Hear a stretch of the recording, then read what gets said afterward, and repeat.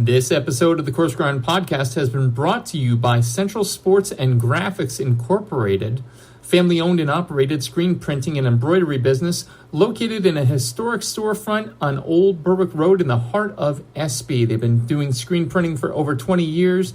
They have high-quality product at a low price. Be sure to check them out. Central Sports and Graphics Incorporated, 570-784-1212. Now, on to the show. Hey, this is Wesley. And this is Chaz. And you're listening to our dad, Shawn Rosler, on the Coarse Grind Podcast.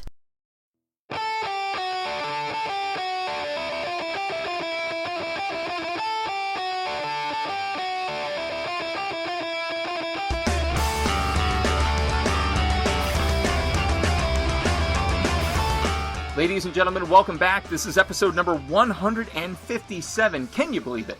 Of the Coarse Grind Podcast, with you as always this evening, host, creator, Shawn Rosler. How is everyone doing this evening? When I think back to some of the most formative experiences that I had as a young one growing up in an incredibly small town, no, I'm serious, Honesdale, Pennsylvania, look it up. I'm not what you might call the typical kid. Now, it's true, I liked cartoons and other such things, but the majority of my youth, as has been gone on about extensively here on the show, was centered on all things culinary, cooking with my grandma, my mom, my dad when he had his Mondays off, and cooked dinner. Watching public television staples like Yan Can Cook, great chefs of whatever region, Justin Wilson and Julia Child. That was my childhood. So to say, when I became a father, I knew one of the most critical skills I wanted to hand off was knowledge of the kitchen. That would be a pretty big understatement. What's more, people can believe it when a child... people can't believe it, rather, when a child possesses a plethora of other skills, but when they pull out a Santoku, watch typical adults and or parents in the mix go, oh my god, he shouldn't be handling that. Fortunately, recently, I discovered that not only am I not alone in my love of showing and sharing children not just how to cook, but the world around them through food, but there's a whole company centered on that very concept, Eat to Explore. And by the way, the chef president and founder is here with us tonight.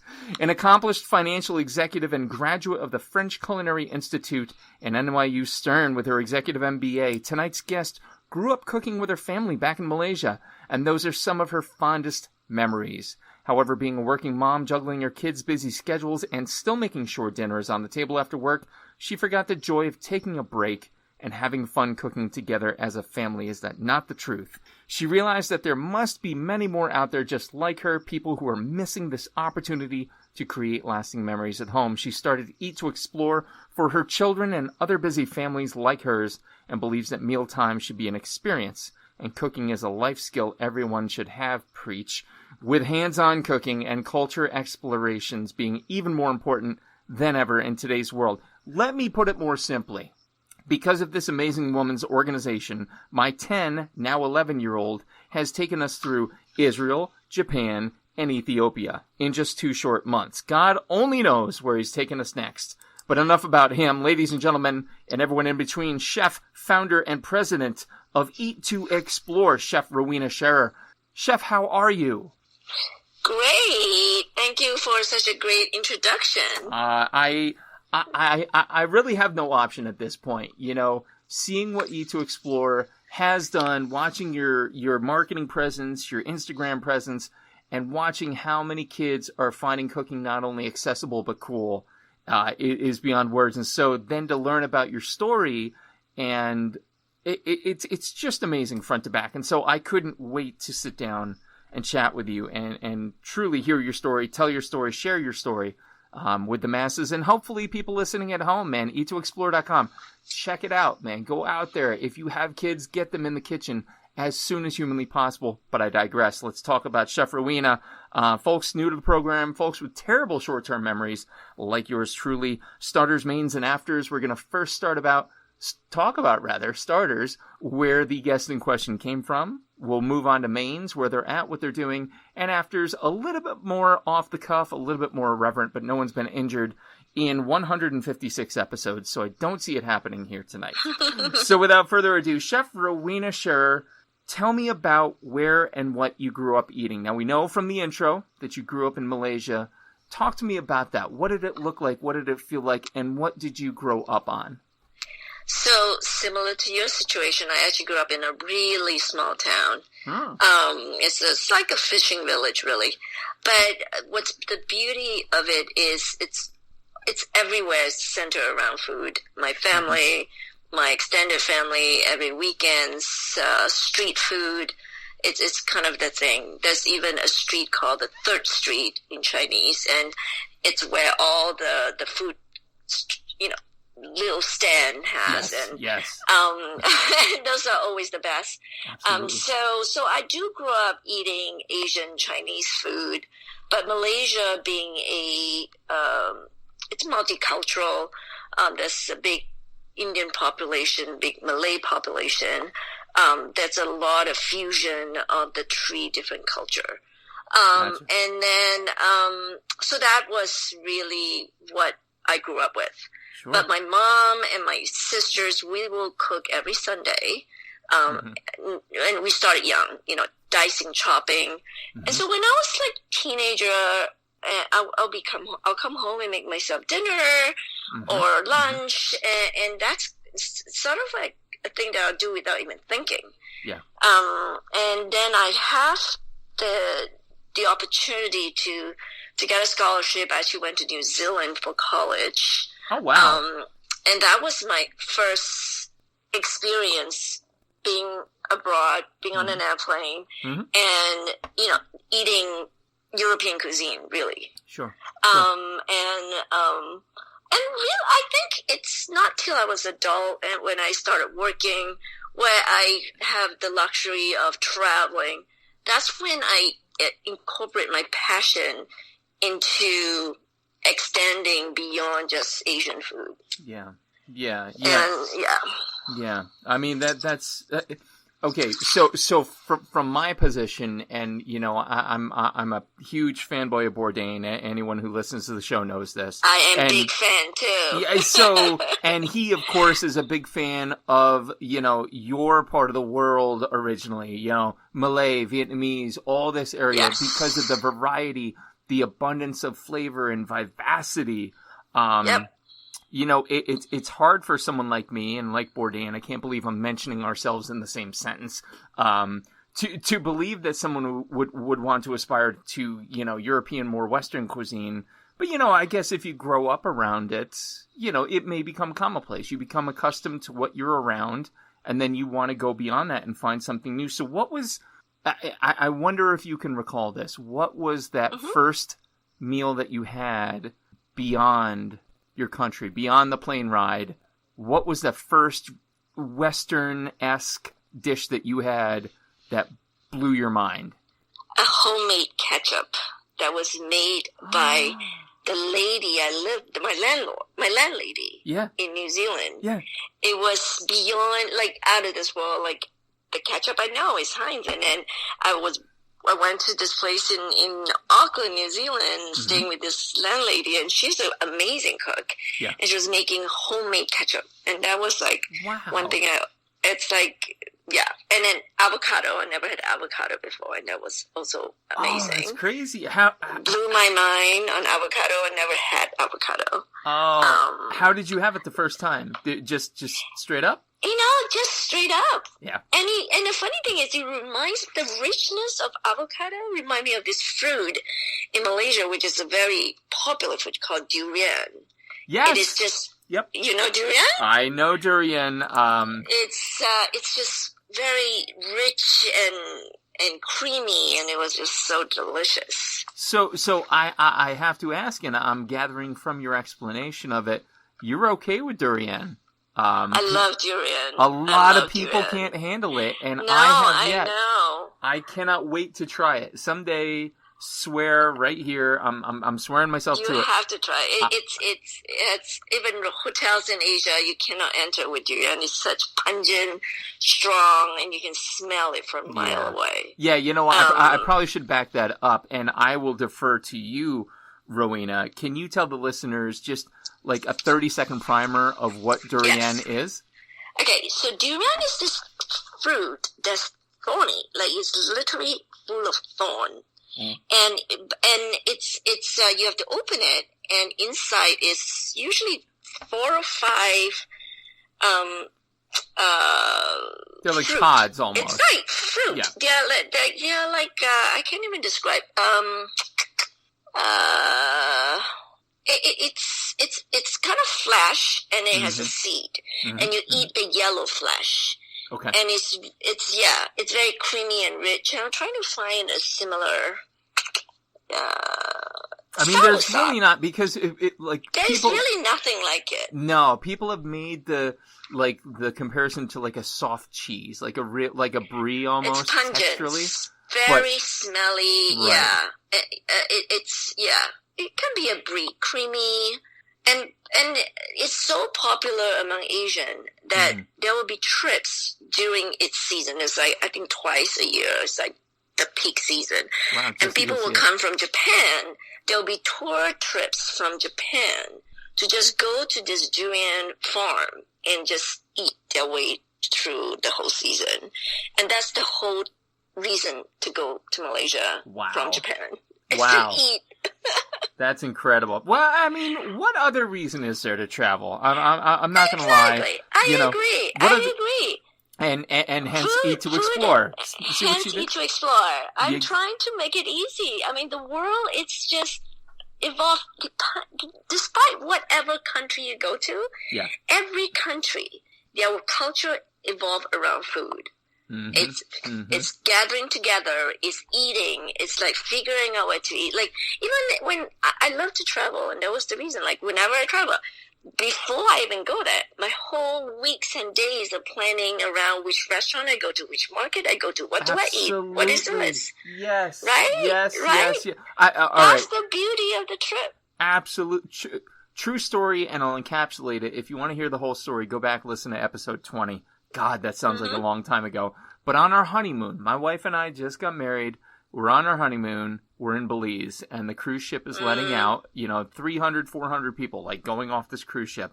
And 298 go to the right over to the tourist traps, and Greta, who's my wife, and I look at each other and decide, we're going to the left. We're going to the dirt road. We're going down into town. We're going to talk to locals. Long story short, befriended a homeless man, gave him some US dollars to give us a tour of the town, took us into past a school, into a library, and ended up dropping us off at who I believe was like his great aunt or grandma's house. I'm not sure. And we had lobster that she pulled with her gnarled, rheumatoid-ridden hands from the water that morning. And it like we sat on plastic chairs at plastic tables. It was like honest to God, it was a 2-top in a dirt floor lower level. And it was one of the best meals of my life. Why? Because we went the other way. Right. Yeah. Yeah. And it's the most memorable because you still talk about it. Yeah. Oh, Jesus. I can't remember most things that happened yesterday. I mean, I know we're parents and we're not supposed to at this point. We can't do it. I want to go back to your childhood a little bit though, because, that nostalgia always digs at you. Like, there's stuff that you grew up with that you can never really let go, and you think about a lot. And especially coming from such a wonderful culinary culture like Malaysia, talk to me about one or two of the foods that you think back to and just miss sometimes. Yes, there's two stands. One literally is this man who will paddle around a stove and will make this beautiful turnip cake, and he will go from house to house with a bicycle, and has a stove, and it will come in morning, and he makes the best turnip cake. And just so you know, turnip cake is literally white radish, the turnips. They shred it out, and then they mix it. They mix it with rice flour, steam it, and then they make it into cake. And then the cake is then you slice it, you pan-sear it, and then you cook it with like an omelet with eggs and pickled radish and garlic and chili. I'm glad to say I still make this for my kids, and they love it. Wow. But it's not like this old man who go from house to house. And so, yeah, I know. See, because I was just going to ask, like, one, do you travel back? And two, is he still around? But it sounds like probably not. No. Sorry. Yeah, so I don't go back very often. I was meant to go back last year. I try to go back to Asia every 2 years. Uh-huh. Yeah. And the last time we went there, it's all so urbanized now. Unfortunately. Yeah. Oh, So. I'm sorry. But that turnip cake sounds amazing. Like let's just, and see what a Western reaction I had as you started to explain it. I went, oh, turnip cake. I wonder, is it brown sugar? Blah, blah, blah, blah, blah. I immediately go to the sweet because we hear cake over here and we're like, oh yeah, cake, it's sweet. No. And that's true. Again, just expanding your mind beyond your geographic boundaries is clutch. That sounds amazing. Any other foods that you think back to? Yes, there is also, there's so many. That's also this, it's an Indian dish. It's another, it's literally so simple. It's like this homemade noodles that they make, and then you serve it with Coke. It's like a dessert.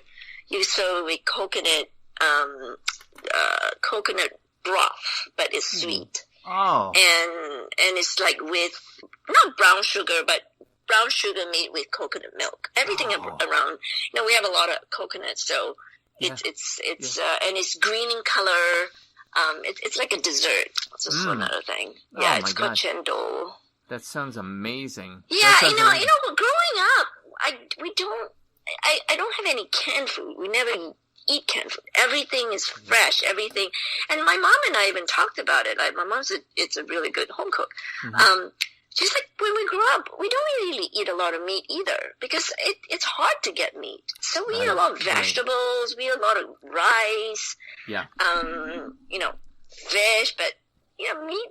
I never really eat so much beef until I moved to the States. Yeah. Like, well, and that's one of the things I find most intriguing / admirable about E2Explorer's options that Chaz has been provided. And he may have, fair warning to people listening at home and to you, Rowena, he may walk down here soon and he's going to fanboy out really hard. I told him I'm talking to you, so if you hear somebody scream, it's going to be him. He is like chomping at the bit.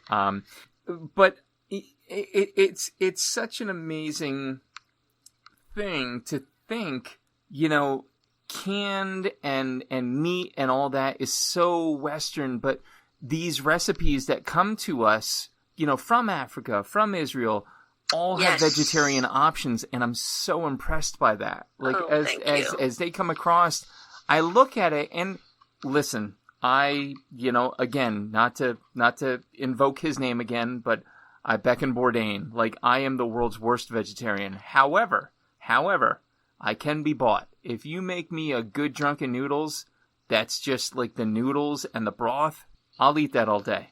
I will eat that all day, no question. And so everything from E2Explore that we've seen that are main dishes, I should specify there, have this vegetarian option, which I think is not only, ecologically sensitive, but, both that and lifestyle sensitive. So, definitely well played there.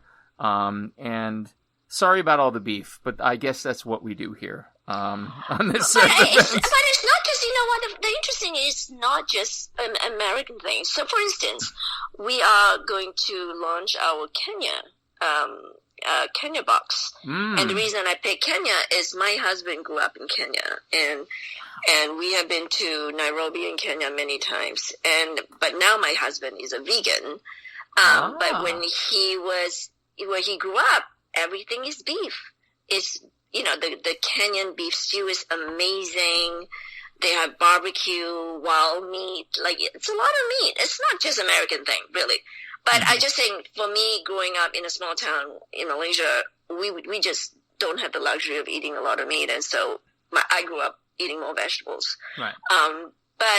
But no, it's all around the world. Everywhere you go, people eat a lot of meat. But it's good to have, and it's important to me to teach kids that vegetables can taste good too. Absolutely. And so it is important to start that young and give them the option.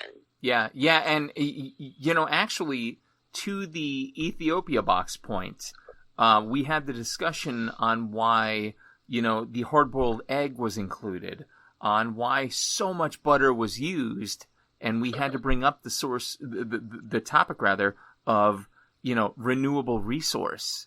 Here's the thing. You can keep taking the eggs from the chicken. You can keep taking the butter from the cows.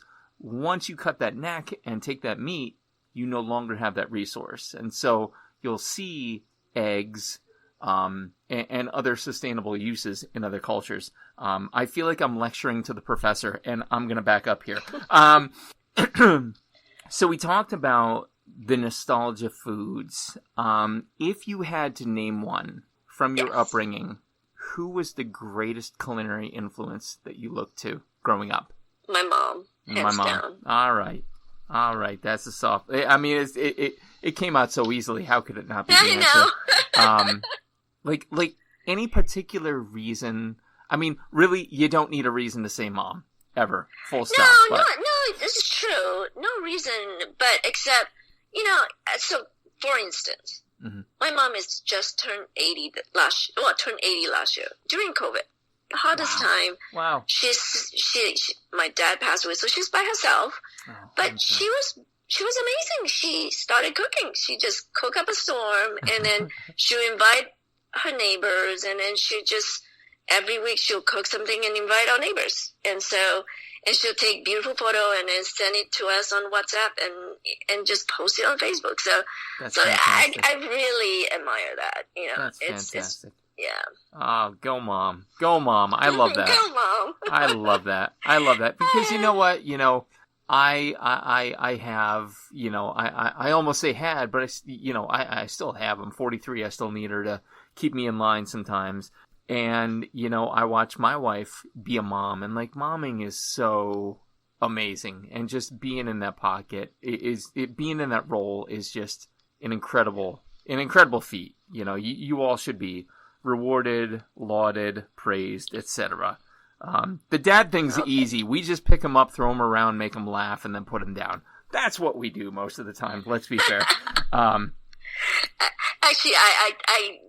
I do not agree because my husband is a really good, breakfast maker. And in my household, every day in the morning, he'll be making breakfast for my kids.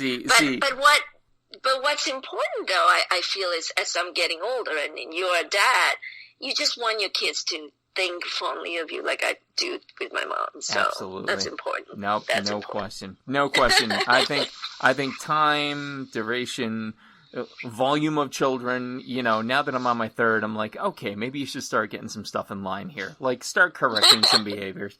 No, for sure. And truth be told, if I got my wife on, she'd be like, stop talking badly about yourself. Here's what you do. It's true. It's true. But in any case, go moms, go mom, go Rowena's mom. Keep cooking, please. So when was the moment? Let's fast forward now. We talked about going to college in New Zealand. Fast forward. Talk to me about the moment that you went, you know what? I think there's a model for this. I think I want to do this for a living with Eat to Explore. When did that happen? Now, we know it came from the typical, if you ask any parent, busy weeknight, hard to make dinner, cool, great, got it.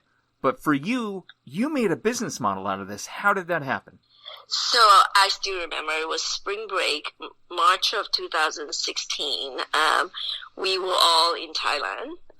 After seeing my parents, I actually went with my kids to Koh Samui. Oh. And always, whenever I go to any country, I'll always take a cooking class. Just fun, cook with the locals. And I did a cooking class with my kids, and I have two kids, 13, at that point, 11 and 9. They're much older now. And they were doing cooking class with me. They look at Nani and they're like, what do you want me to do with this? And I was so mad. I'm like, what is wrong with me and with them? I feel like, it was that moment where I said, and that whole trip was just like a wake-up call for me. in terms of time to let go, can't do everything for my kids. What do I love most with my life? Like, I've been in finance my whole life. It's doing it. It's comfortable. It gives me a good life. But am I happy? Am I passionate? It was sort of my wake-up call at that trip. I just like, I'm done. I need to kind of pursue my next life of what my true passion is. And I quickly narrowed it down. It's food, it's cooking, it's travel, it's culture, it's education, it's kids. So I came back from that trip. I went to my partners. I'm like, I'm done. I'm taking sabbatical. I'm going to create this company focusing on food education and around travel. And if that was the three things in my mind, and I said, I don't know what it is, but it's going to be that. And I have a culinary degree because I love doing it, right? It was just sort of like, I did it after I finished my MBA. I'm like, what do I want to do? I want to have a culinary degree. But that was before kids. But I never really used to do anything with it except hosting big dinners and, cooking because I love it. And every time people were like, oh, open a restaurant. You're so good. But I'm like, it's not what I want. I don't want to open restaurants. No. So this was what came out of that trip, and I never looked back. I am happier as ever. I work harder than ever, but it's something that it really wakes up my inner passion. So that was the trip. My mouth is hanging open. Like I have no other reaction but to just sit here in awe, because that is what, first of all, if you're listening and you can go out, you can find clips of Bourdain. There we go. 3 times we've referenced him so far. You can find him talking about why not to open a restaurant. It's hard. But to hear you talk of that happiness, that choice of happiness, because not to go mental health here, but I am going to for a minute. Happiness is a choice. It's not just a state you live in. You have to choose happiness over sometimes success, sometimes finance, sometimes all these other things. But happiness will always be that top card in the deck. So, wow, that is such an amazing, amazing turn. And so here you are on like a D-list podcast. You must feel so proud. I'm kidding. It's amazing to just, first of all, see the product come in the mail. And then for me tonight to realize, like, I'm talking to the person that came up with this idea. That's crazy. That's crazy for me to even consider. And so since then, so that was spring break, March of 2016, and Eat to Explore kicked off when? Well, it officially kicked off. So the model that you looked at it's a pivot of an original idea, which was a meal kit idea. So when I started in 2017, it was more like a meal kit, because at that point, Blue Apron was popular, Hello Fresh, and everything was like, okay, around meal kit. I'm like, yeah, I can do it better, because I tried all the meal kits and I hated it. I thought the food was not as good. Yes. Right? Agree. I'm like, I can do better. The quality of the meat was bad, and I'm like, you know what? I've always been a farmers market lady. I go every Wednesday to Union Square. I talk to the farmers. Like I said, you know what? I can do this better. I know the farmers. I'll just go source the freshest local ingredients and then pair it with my recipes. By country, we rotate around. And so that was the birth of Eat to Explore. It's a meal kit where we work and provide the locally sourced, straight from the farm produce. Yeah. Yep. Down forward 6 months after I launched that as beta, I was burned out. I was burnt out packing fresh ingredients, getting it delivered house to house because it has to be fresh. I'm like, there's no way I can scale. Like, I just don't know what's happening. Right. And then I did a entrepreneur challenge. I'm like, you know what? I'm just going to put myself out there, talk about the people, see what people think. Yeah. And also, shortly after I launched, Blue Apron went public, disaster. Amazon bought Whole Food, and sort of like, okay, that model doesn't work. I tried it. I know it doesn't work. And so it was during a shower, always during a shower, Nice. that I actually ponder how to make this Eat to Explore work. I'm like, I know people love my recipes. I talk to people, talk to my customers. They all say the recipe's amazing, easy to follow. The spices and sauces are amazing. How do I get it again? Don't like the fresh ingredients. I'd rather buy it myself. I don't like to cook every week, 3 to 4 meals. It's too much. So I took that all down and I said, okay, how do I make it work?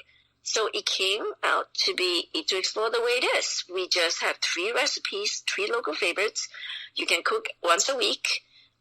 We only provide you with the non-perishable spices and sauces, which is sort of the things that make your fresh ingredients anything. You can buy your chicken in your next door grocery store and then use the spice and transform into a doro wat, right? Oh, or you can, yes. Or you can use that and make it into souvlaki, or just somewhere. And it's not just the food, and which is sometimes I have to educate my customers. It's not just, we're not Meal Kit. We're not just about food.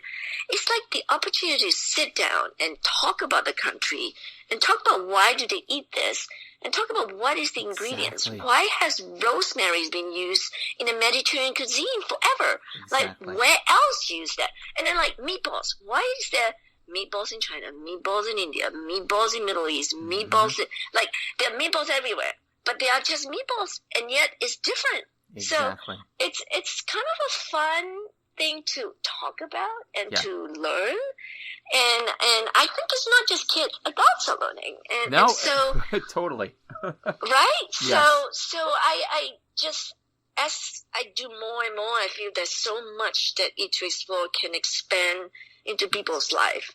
There's history behind the book. There's the food. There's the geography, and we did Peru. I mean, half the Peruvian food is Asian influence. Why? Because the Asian immigrated there. Exactly. You got the Chinese, you got the Japanese, right? Yep. And then potato was first born out of Peru. Yep. So all that stuff was what excites me. Exactly. And so yeah, with that, that was how we evolved. And then I just think that in 2018 is when we sort of pivoted into this to Explorer box. And it is amazing. That is actually one of the first things that I noted to my wife. I said, so this is like, I won't even say the brand name, but this is like Meal Box Brand A. That doesn't suck. Like, here, and here's why. One, you're not giving me fresh ingredients that are going to wilt eventually. They will. They're not going to travel well. Two, if you're going to focus on children, which you have here, shopping is where it all starts. Yes, it's a learning moment. Exactly. Shopping there's so much to learn. Budgeting, feeling the fruit, feeling the freshness, it's such a teaching moment. Yep. Instead Our middle has to planned. Order, I feel, now my daughter loves cooking. I mean, she's now 13. She cooks every day. She doesn't cook for us. I mean, she just cooks what she wants to eat. But she loves going to the supermarket. She's like, I want to go buy what I want. Yeah. And so it's such a learning moment. Absolutely. Hands down. Chaz, here, I'll drop his name on the air. There you go, Chaz. Now you're internet famous. Every time we're going to do an Eat to Explore box, he has to plan the grocery list. He's got to identify what it is he needs and how much thereof. So we get into math, we get into planning, we get into project planning. Like, all of these different facets, people forget, this is part of menu planning. And so, we go with the Duro Wat, and now he's going to be internet shamed because it started taking him forever this past Sunday to make that Duro Wat. And here's why. He's trying to set up his phone, his tripod, to take a video as he's cooking. And my wife and I are sitting back watching going, he's going to learn pretty quickly that you can't do multiple things at the same time. And finally, he gets frustrated and he looks at us and we're like, buddy, we'll take pictures. Why don't you focus on cooking? He got head down over that cupboard, over that counter, and he just went to work and he hammered it out. And it was delicious, awesome. Delicious beyond words. The brisket was amazing. Watching him trim brisket at 10, Wow. I'm like, are you That's kidding awesome. me right now? What? So all of these things, though, I think are propelled forward because I think if you get one of those pre-made boxes with all of the ingredients, they're going to be cleaned up for you. They're going to be taken care of for you. I got to teach my 10, now 11-year-old how to trim a brisket. You're not going to get to do that often. So all of this is learning. It's absolutely incredible, and I cannot believe just what a presence it has been in our home. So I have to ask you, as you start to go through these countries, where do you go for inspiration as to which country to do next? Now, I know you said Kenya is March, and I believe, before mics were on, behind the curtain, folks, Sweden is going to be April, right? Actually, December. December. I'm sorry. I tried to spread it out for like 6 months or more, just so that it's not too back to back. Gotcha. And what we also coincidentally, and I'm going to make it a one of our mission now. It's every year we do a charitable box. So awesome.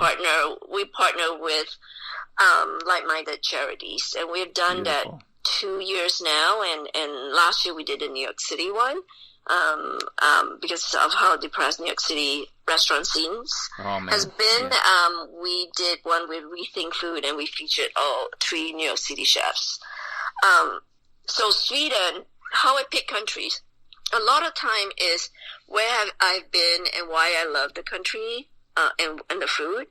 And this 2 coming one I already explained. My husband grew up in Kenya. Mm-hmm. The recipes that's coming for the box came from a chef from a safari camp we went to.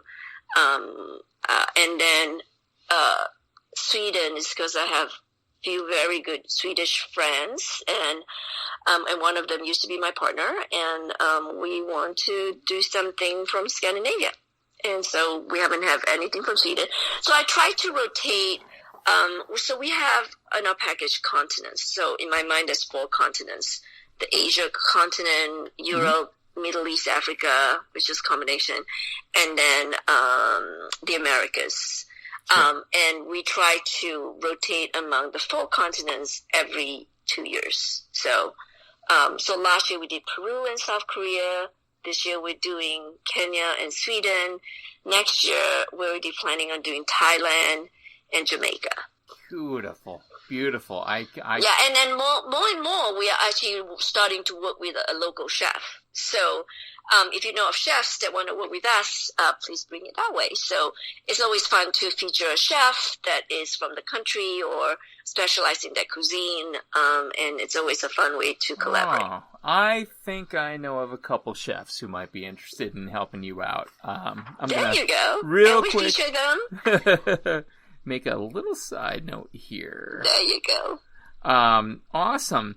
So, incredible inspiration model. I have to ask though, because now, how many countries to date would you say you've provided to explore? So we have 22 countries. 22 countries to date. I'm going to ask you a really hard question here, and I'm sorry in advance. This might hurt a country's feelings, and this might give another country an ego. I'm going to make you play best country and worst country. What was the best recipe? Or let me turn it this way. Yes. The one that was best received and the one that was worst received. Best received and worst received. So I can say there's quite a few best received. But my favorite is Singapore, just because it's my kind of food. Yeah. How could it? Right? Yes. How can of it not course. be? And Singapore is Singapore and Malaysia. They're very, very, very similar. So it's my go-to food.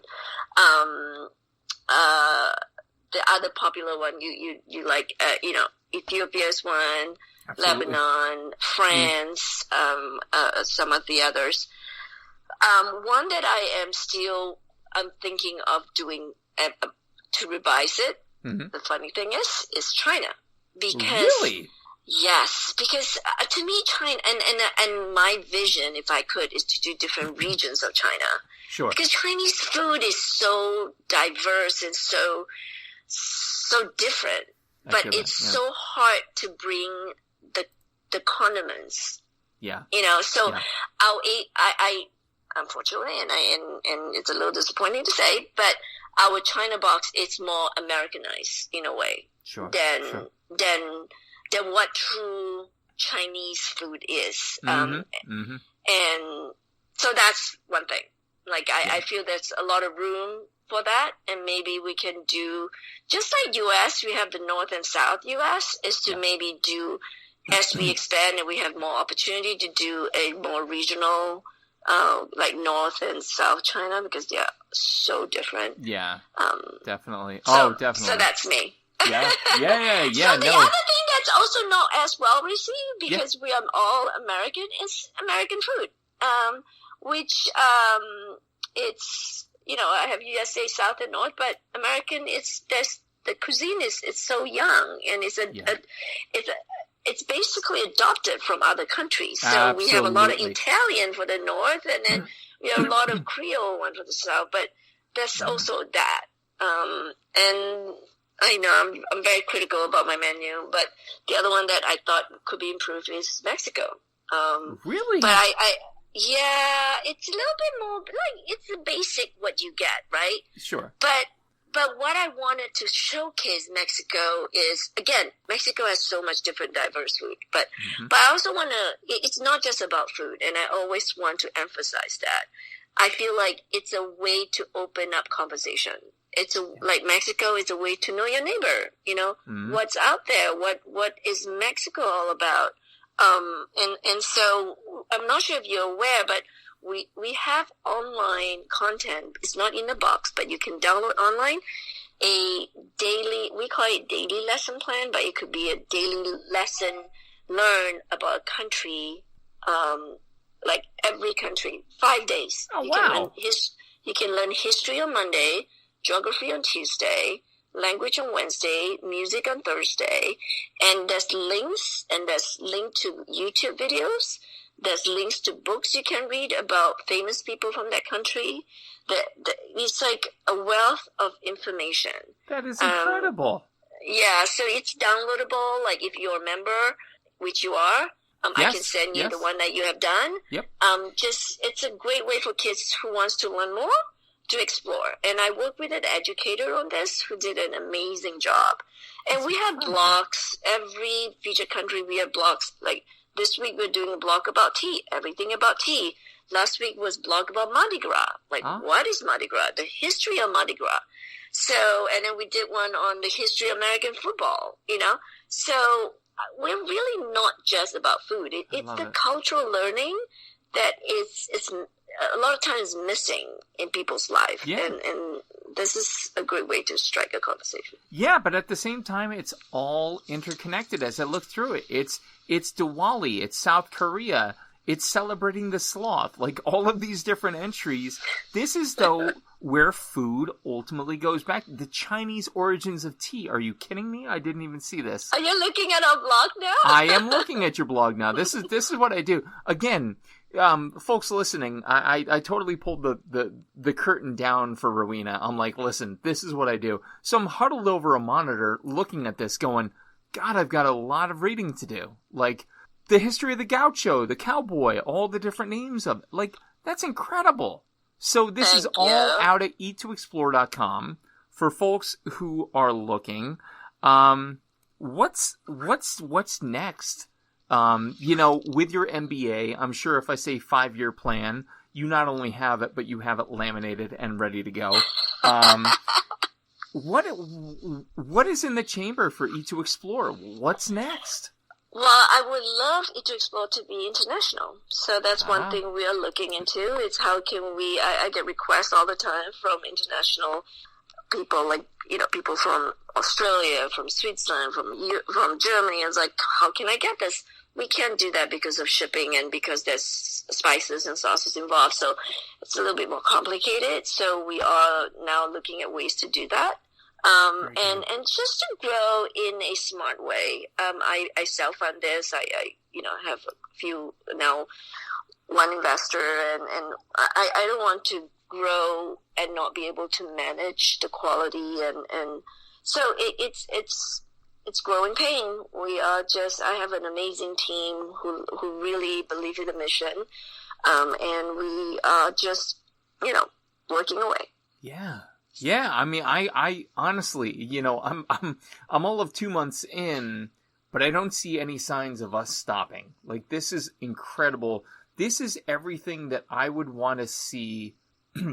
If I replayed my childhood, I'd want all those PBS programs and more, but I'd want this as part of my upbringing too. The story that I tell is that I was in 6th grade. For my birthday that year, I got a cast iron griddle, a bag of pancake mix, and the Fannie Farmer cookbook. It's this old Americanized, Southern cookbook. I still have the cookbook, and that cast iron piece turns how many years old this year? I want to say 32 or 33. It's still usable. It is cast iron gets better and better. My God, that will finish a steak like nobody's business. So, yes, spot on. So education, all of that together, my God, it is key. And I really, I can't wait to see it go international, because there's no question mark there. It will. Because the appreciation that I've seen worldwide, like, we have a place down in Mexico in Puerto Vallarta. And when we go, again, my kids aren't just staying on resort. We're like, grab a cab, we're going into town, we're going to eat chicharrones out of a fish tank alongside the streets, and grab a street taco and walk. Like, for me, it's that educational factor. And so I think the more that we can expand beyond our boundaries, the more the folks beyond our boundaries will want to come back into us. And maybe American culture gets a positive rub. Who knows? I mean, who knows? We have to develop it first. And right now it's cheesesteaks and, like you said, Italian in the north and Cajun in the south. I would love to talk to you offline about the Polish influence here in Pennsylvania. Pierogi, halushki, and the like. But that's for another time. Let's transition into afters, wrap it up, a little bit more irreverent, a little bit more off the cuff, but hopefully no serious physical injury occurs to you, Rowena. If we are cooking in your kitchen, yes, what music are we listening to? Jazz. Nice. Anyone in particular as a brass minor? Go ahead. Ellie Fitzgerald. Oh, my God, yes. Vocal. Yes. I love that. That's a fantastic answer. I'll take that. With a glass of wine absolutely. in my hand. What kind of wine? I have to ask. I'm a Pinot Noir. Excellent. Girl. Excellent. Any vineyard in particular? Any region? No, I'm very easygoing. I love that answer. I'm not a wine snob. I just like a good glass of wine. Exactly. I love that.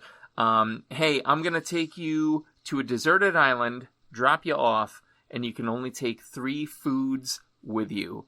Inexhaustible supplies, food or drinks, rather. Okay. 3 inexhaustible supplies. What would they be? 3.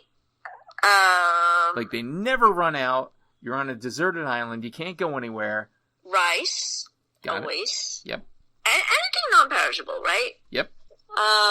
Deserted island, I can get vegetables. Rice. What else? Some spices. Okay. Yeah, we can make that one thing. Is that okay? Yeah. Yeah, I think I know the guy that runs the show. I think I can get by. Exactly. Yeah. Exactly. I don't know. And a bottle of wine, maybe? Absolutely. And it never empties. That's so a bottle of Pinot Noir. Exactly. Never empty. Love it. Yeah, because you can catch fish. You can pick veg. Yes, exactly. See, that's and rice is so easy that you can just add it into everything, and then you can get vegetables, and you can do a stir fry or whatever. A little Pinot Noir in it, a little bit of little bit of pork fat. You find a wild pig. Yeah, that's what I'm talking about. So Melanie Denea made this amazing 2-part series coffee table book. My Last Supper and the Next Course. Have you heard of it? Actually, no. Oh my Lord, do I have to recommend this to you? So it's two. I mean, they're just big honking books, and in each book there are 50 world famous chefs, and there's one picture. It's actually where I'm going to mention Bourdain for a fourth time. What is it called again? My Last Supper. My Last Supper. Okay. So it's where Bourdain is naked and has the beef femur between his legs. Have you seen that picture? You know, I need to buy this book now. Yeah, I know. Listen, you're not the only one. I looked at that and I'm like, you know what? I'm not going to lie. That is a good damn picture. That's what that is. So yeah, that's the one. I want to say it's 20, oh goodness me, 2009, 2008. Okay. Something like that. But so anyway, so the first one, is My Last Supper. The next one is The Next Course. It's got Marco Pierre White on the cover holding a big round of bread in front of his face because he didn't want to be photographed. Absolutely incredible. Like, this is the stuff that my wife and I would sit up for hours on end when the boys went to bed and just page through. Yes. What do you think Farrah and Adria said? You know, and we would just ask each other. Farrah and Adria, by the way, I won't spoil it for you. Best response ever. What? With that said, the concept of the book is this. The questions are the same to each person. You're going to die tomorrow. What is the last meal you eat today? What would you eat? What would you drink? What is playing? Who would be there? All of that. Wow. And this is like, I know you come from finance. I'm buying you time here because this is a hard question. But like, if you worked in the restaurant biz late at night, this is like 2 a.m, your shift drinks are done and you're moving on to your bar tab and you're just leaning on the table going, if I die tomorrow, this is what I'd want. And you just begin to paint the picture. It's called ramen. I can eat ramen at any hour of the day and night. Beautiful. Lovely. Lovely, lovely. Any details of the ramen? Anything in particular that accompanies? In New York, our favorite is Ippudo. Nice. And we would just go there and eat. I love that. Yeah. And I still remember when we went to Japan, and of course with the time difference in Tokyo, it was like early morning at 5 a.m. in the market, and there was this ramen stand, and you just sit there and you eat away. Oh my God. So I love it. So ramen, hands down, will be the meal I'll eat. Ramen, Pinot Noir? My last meal will be a bowl of ramen with an amazing broth. It makes me so happy. Love it. Love it.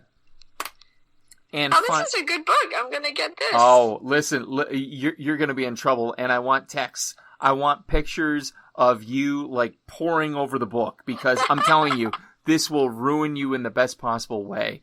It honestly, to me, and I've talked to Melanie, I've tried to get her on. I'm going to keep trying until I get her on, because of what an inspiration. Like, this show was inspired by her book, because that pre-formatted set of questions is exactly what this show is based on. I've given her credit. Every episode to date, 157 should be no different. It is amazing. The Next Course is just as amazing. Wow. So yeah, you will absolutely enjoy that. Awesome. And finally, I cannot believe that her time is at an end. This bums me out hard to be saying to Rowena Scherer, Chef Rowena, that this is the last question. The simplest and the most complex at the same time. What is food to you in a single word? Joy. Oh, I love that. Oh, wow. Wow. Couldn't love that more if I tried. Couldn't love that more if I tried. I'm leaning back in my chair, Rowena. You have me like leaning back like, Did I answer that quick enough? See, here's the thing.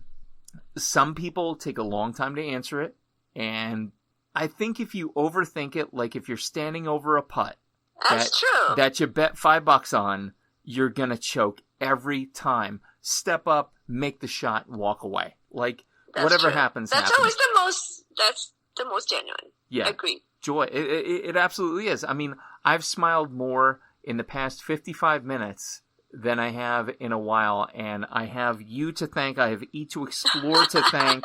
You are absolutely just a vibrant source of energy in the world, and the world needs more Chef Rowenas. I'm not going to lie. Oh, thank you. True story. I'm very shy, by the way. I don't like publicity, so. Well, boy, I'm telling you. I just like to do my own thing and just slave away. you would not have any idea that was the case here this evening. So, Chef Rowena, you are an absolute gem. Thank you. Explore Kenya in March. Explore Sweden, December, and just constant offerings being put out there, whether they be blogs, daily lesson plans. Go to eattoexplore.com right now and sign up. Like, I'm not kidding. Like, this is amazing stuff. If you have kids, if you just want to learn, this is the place to do it. I've never, honest to God, I've never been as blown away by a product and by a concept as I am with Eat to Explore. So the Coarse Grind Podcast stands behind 100% and cannot recommend it more. Go out, check it out today, please. Rowena, thank you so much for taking time out of what I know is your busy schedule to be here with us this evening. Thank you for having me. Of course. Ladies and gentlemen, this has been episode number 157 of the Coarse Grind Podcast. With you again this evening, the incredible chef, founder, president behind eattoexplore.com, Chef Rowena Scherer. Be sure to go out and check them out at eattoexplore.com, as well as on Instagram, Facebook, likely on the Twitter. Our producer, as always this evening, has been the lovely, voluptuous Johnny Leland Robinson, a.k.a. the Reverend Johnny Lamoria. Be sure to check out his new reboot of the Johnny Lamoria Show. Next episode, we're going south. You won't want to miss it. Stay tuned.